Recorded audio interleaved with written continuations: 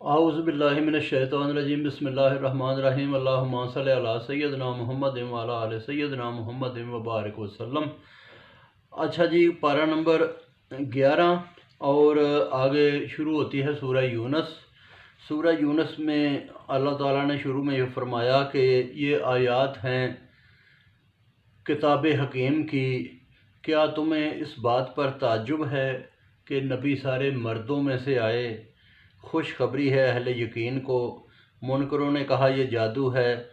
اللہ نے 6 دن میں زمین و آسمان بنائے، پھر عرش پر قائم ہوا۔ مدبر ہے، تدبیر کرتا ہے ہر چیز کی، سفارش اسی کی اجازت سے ہے، وہ معبود ہے۔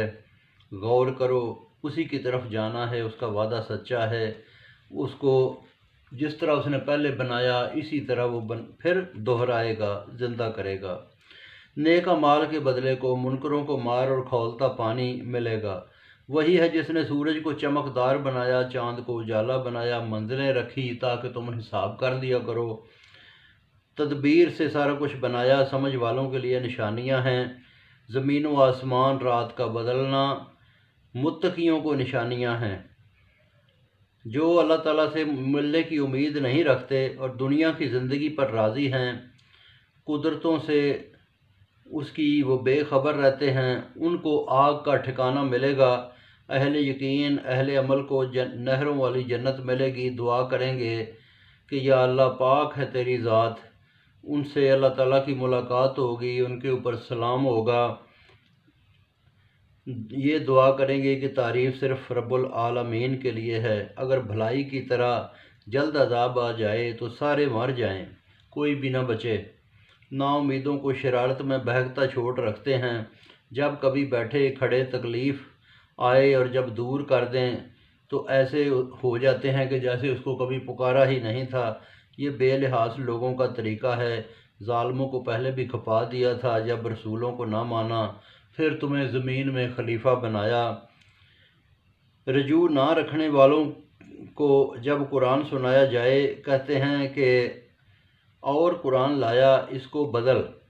کہو میں اللہ کے حکم کے تابع ہوں، بے حکمی کے عذاب سے ڈرتا ہوں۔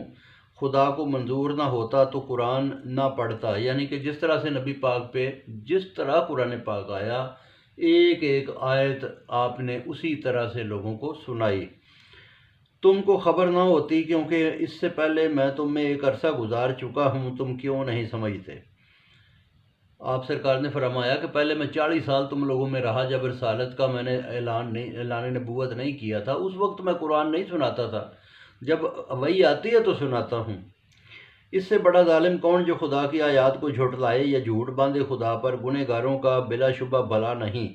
اللہ سے نیچے معبود رکھتے ہیں جس کا فائدہ نہیں۔ کہو اللہ کو جتاتے ہو، کیا اس کو معلوم نہیں؟ پاک ہے، شریک بنانے سے بہت دور ہے۔ لوگ ایک ہی امت تھے، پھر جدا جدا ہوئے، کہتے ہیں نشانی کیوں نہ اتری؟ کہو غیب اللہ ہی جانتا ہے۔ تم راہ دیکھو، میں بھی راہ دیکھتا ہوں۔ تو بہت شکریہ جی، باقی انشاءاللہ پھر پڑھیں گے۔